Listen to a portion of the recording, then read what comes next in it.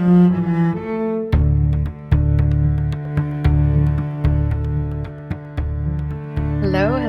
Welcome to Readings with Rachel. On this channel, we do intuitive tarot readings where we kind of tap in, or I tap in, and try to get a read on some of the energy that's coming up.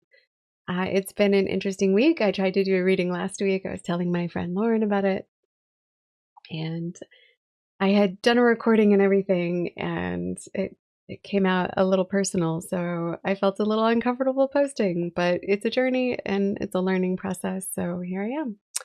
And I'm just showing up, trying to do the work and do it when I can, and I'm looking forward to diving in with you today. I've already been in the space and getting tapped in, and set up the camera here. Before we begin, I'd like to center us and ground us by taking 3 collective deep breaths in and out together. So if you are able to join in, great. I invite you to close your eyes, place a hand on your heart if you want, or on your stomach, or hold your cards if you're following along. And go ahead and soften your shoulders and just start to notice your breath.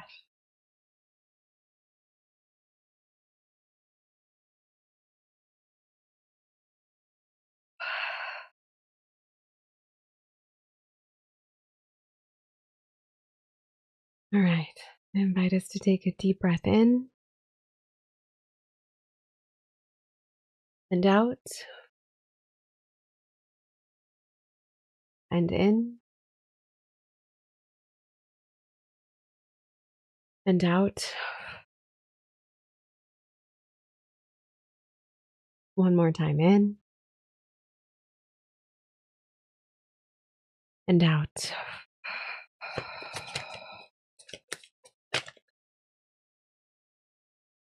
Spirit, thank you for being with us in this reading today. May we have eyes to see and ears to hear the wisdom and messages brought forth in the images and the meanings and symbols and the cards tonight.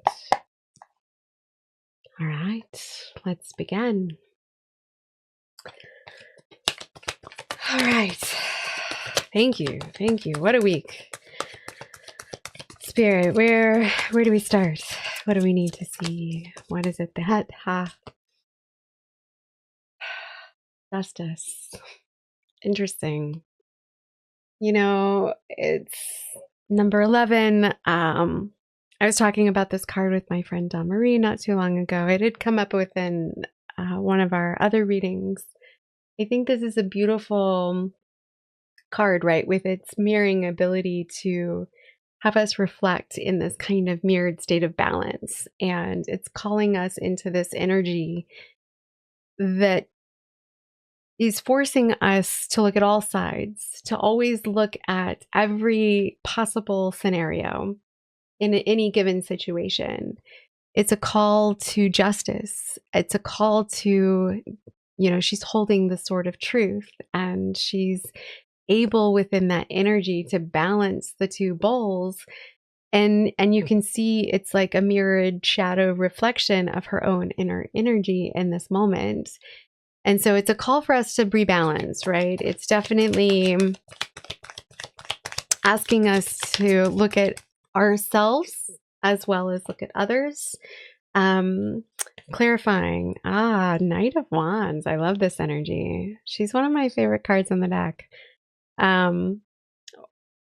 Or he, as far as the energy goes, it is kind of a more masculine energy, but it's in this, she's in this mode of like such joy and bliss and dancing and passion and spirit that she's like, her hair is like going loose, and she's just in sheer abandonment of like this sense of not caring. She is just lit in the beat of her own drum. And it being reversed, it's like, are we Are we not allowing ourselves that energy to come forward? Like, how do we rebalance ourselves in this way that we honor that within us that's begging and bursting to come forth? When we are in this kind of mode of channeling, like this reminds me of that, right? This like need to complete an art project, or a need to like compose a song, or a need to, write that novel. Yeah, what is it about this energy that's like begging us, like this like reevaluation of like what lights us up, what's our spirit asking for, what is it begging for? And are we balancing ourselves enough to give us enough time to that? Like, are we dedicating ourselves to that journey? All right, what else?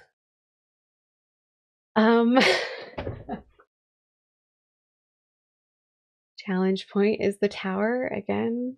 The energy comes out. I'm just going to take a quick sip. I think this card has come up in every single one of my readings over the last month or so. It speaks to this energy of being jolted. It is a major arcana card. It's the Tower. It's the unfolding, the upheaval that happens in this sense in our lives that forces us into a new path. It's the energy of the planet Uranus, which speaks to this kind of awakening of sorts, this revolutionary kind of reevaluation of life. That in a moment things can change, and it's the energy of upset and, oh my goodness, like, I would never have expected something like that to occur. And it forces us out of this comfort zone that we hold ourselves kind of in this safe space in. And it gives us this need to push, this courage, this position of, we cannot stay in stagnation, right? We must till the soil. I think I said this on the last round. Like, you must till the earth and upheave it in order for it to be renewed and grow. And a fire must burn a forest sometimes in order for new growth to occur. And it is this process that happens in nature automatically, just from a strike of a lightning, that forces us out of this position that we felt comfortable in into a new territory. And a lot of times this is a process that creates a lot of anxiety and frustration and grief, and sometimes the things that we want to ignore can't be ignored anymore, right? This Five of Cups comes in as an additional clarifier to this energy that we're, Five of Cups. I mean, I literally was just talking about this feeling of apathy or just stagnation, right? She's like, feeling sorry for herself on the sea, like looking at her empty cup in front of her. She's even dipping it. Like, she's like, whatever, she's kind of over life. She's over the stress of it all. Like, it's an emotional, turbulent kind of. Fives is a challenge point that make us force ourselves inward to this point of, what am I, like, this is a card that sometimes speaks to depression and not feeling really like satisfied with where you're at, right? Five is kind of that middle point number. It's meant to happen for us though, right? In this point that we all must experience in life in order to push us. It is that push point, right? If we're not really happy with where we're at, why do we stay there? And it's this need to go to that inner passion, inner process and pursue that. And at some point, we can't hold ourselves back any longer. 10 of Wands. Again, wands are the spirit of fire. They speak to our passion. They speak to this sense of purpose and like what carries us into action, right? What motivates us to act is that kind of energy. And this card is, I'll turn around for a quick second, it's so depleting of the fire when you actually look at it. When you look at the energy of this card, right? It's all orange. It's all really lit up. And, you know, for this being a Wands card, she is, you know, her fire is dim. She's been carrying this burden all through the journey of the tens. And it's this process of like, what is it that we're still carrying that we're not meant to, that's burdening our spirit down? Ooh, I just felt a, ooh, sorry, that was a tone. What has been weighing us down in this, you know, kind of really heavy, like we're not meant to carry the weight, right? All the time. We're meant to also experience this bliss and joy too. And we can't, you know, what are we blocking ourselves from? What else? What other advice, Spirit, that you can give us today on this path as we journey in the week ahead? Ha! Oh, whew. Ah. Sometimes we are our own we are our own worst enemies on this front, guys. Like in a certain sense, right? I can look in, this is the Eight of Swords, and it's the energy of kind of like looking in the mirror and like still remaining a victim of your life, and she's literally in front, and in the mirror you can see the birds have literally completely restricted her body and tied her up in this blindfold, a sense of self. It's the victim mindset. And I just got shivers because like in so many, you know, this is such a reflective energy of that, although they are not the same suit even. It's about like unburdening ourselves, unleashing, you know, us from this narrative, this story that we have to carry, that we are, you know, that we're holding onto. Like this upheaval has to happen in order to get out of this position, right? So I think there's an aspect of this kind of jolting energy that's coming in this fire horse, really passionate, moving, fast forward, claiming kind of energy into Aries. And the things, you know, this speaks to like that rebalancing process that has to happen in these moments of like, oof, that was unexpected. How do I actually really feel about it, right? So this one was originally reversed, and it's like this feeling of like we must go inward to really relook at all of what it is that we are grateful for.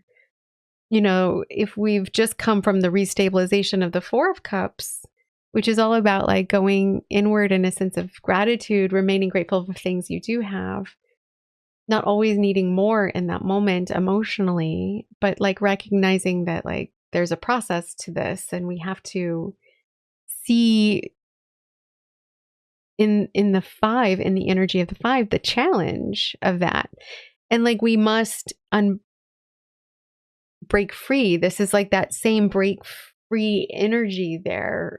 This is the planet of Uranus. This is about that kind of surprise, like shocking, jolting energy of like, whoa, I'm okay. Like I must trust the process in this moment and allow yourself out of it. Okay. I feel like I need to pull an oracle card for this. And I might do two. I'm feeling called to start with the Ancient Stones deck again. How do we ground ourselves with this energy? I feel like we are going to need that again, that sense in the weeks ahead. Okay. Right. The Guardian Stone. Awakening, progress, initiation. Guys, this is maybe what this is all about. This energy. All right. Bear with me 1 second as I find it.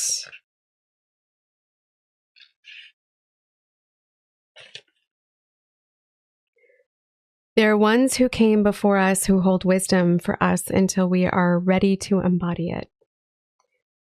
To remember it and to integrate it. The Guardian Stone transmits this truth. This card is a sign that you're progressing along your journey, that you have or being activated at a cellular level. This is very much the activation in this kind of tower that like speaks to that.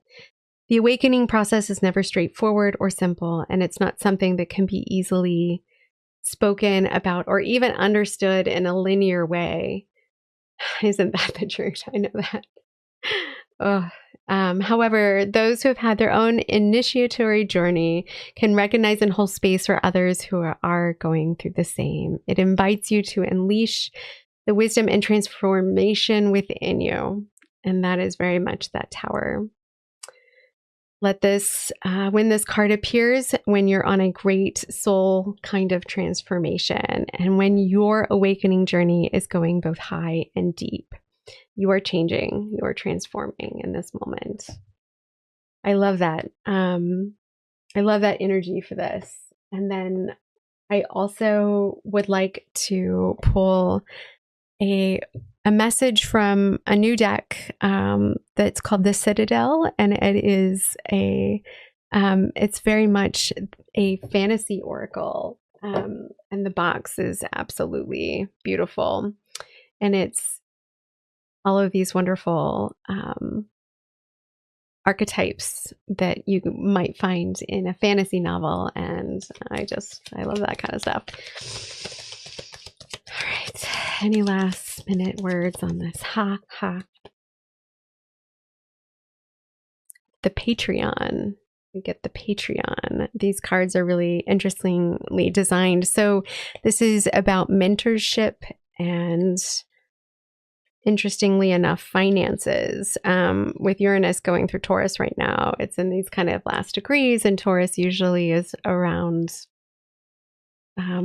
the energy of like wealth and like assets, and you can look at the stock market and stock exchange. So like with Uranus going through there, like there might be some interesting things coming about with that, but I am not a financial advisor by any means. This is all for entertainment purposes only. So the Patreon. The Patreon indicates that a period of maybe mentorship is beginning for you in your life. Either someone is due to enter your life offering support and advice, or someone is looking to you for guidance. Whether this is you or someone else who is taking on the role of the Patreon, focus your energy on this new union, as it will bring a period of stability and empowerment to the both of you. So reach out to people who you are close with in this moment of need or upset and change. And I think this is amazing sense of like care, right? You're being cared for during this process, and reach out, and this drawing holds the keys, right? So it is about understanding that, you are being held through this journey. And if you only ask for it, this unfolding process goes in waves, and you must trust the process. All right. I believe I will leave this here. And until next time, feel free to check me out. Some of the contact information below. I'd love to hear your comments and your questions. And until next time, I hope you remain grounded on this journey ahead. Love and light.